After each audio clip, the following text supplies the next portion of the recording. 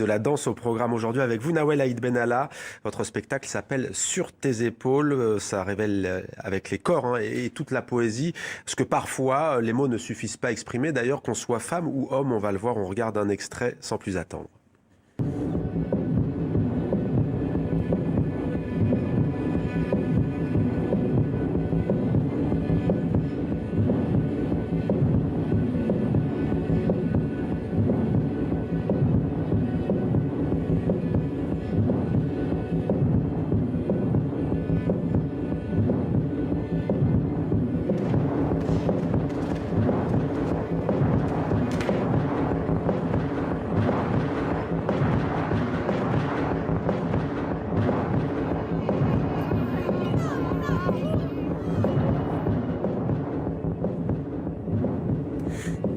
Sur tes épaules, avec cet interprète qui semble défier Nawel Haït Benalla, les lois de la pesanteur. Peut-être d'abord un mot sur le spectacle. Comment vous l'avez conçu? D'où est sorti, j'ai envie de dire, cet ovni de danse? Parce que je pense que je suis sensible à la condition des femmes depuis très longtemps. J'avais cette envie de convoquer plusieurs corps sur scène, de travailler avec des danseuses différentes, d'origines différentes, pour parler des traces que l'on a dans le corps. Je trouve que la chorégraphie, la danse est le mieux placée pour faire parler les corps.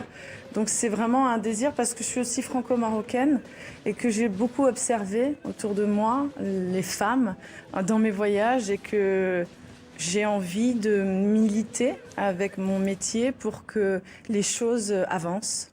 Et grâce à ces mouvements, à cette danse, vous nous emmenez vers quoi? Vers le chemin de l'émancipation aussi? C'est tout ce que ces femmes aussi veulent sortir, en fait. Oui, tout à fait, parce qu'au début, je me suis amusée justement à travailler avec ces traces, puisque nous sommes aussi ce que nos arrière-grand-mères étaient. Nous portons l'histoire de notre famille. Et je me suis amusée à écrire une danse plutôt contrariée, avec cet effet de censure ou d'autocensure.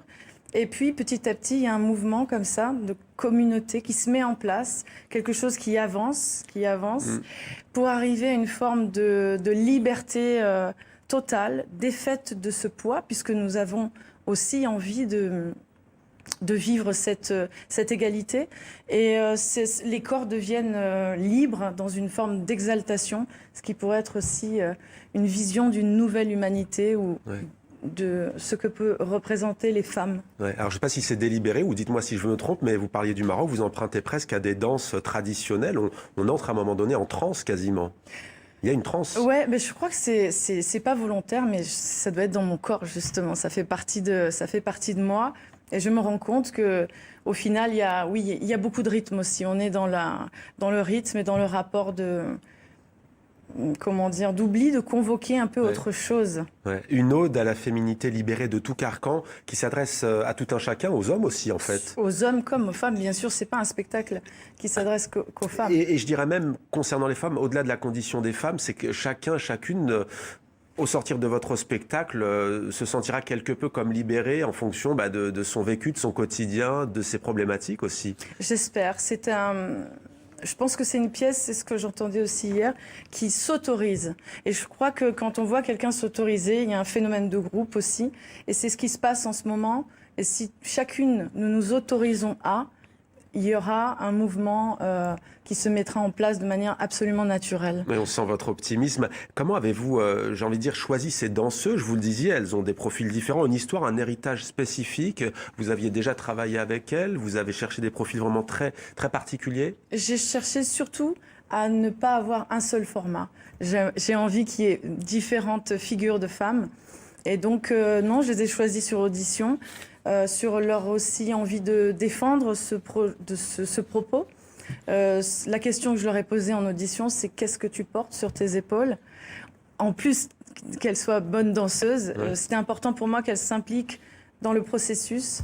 Elles sont absolument formidables. Et parmi les réponses que vous avez eues parfois, c'était quoi? J'ai eu des réponses très très fortes, bouleversantes, avec des témoignages...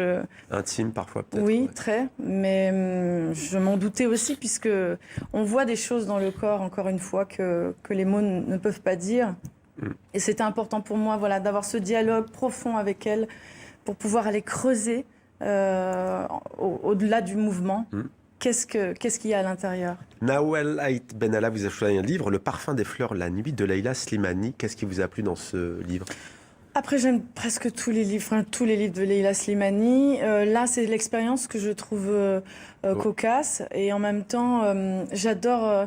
je me retrouve en elle dans tout ce qu'elle dit, son combat pour les femmes, sa relation à son père, sa famille francophone, son héritage musulman.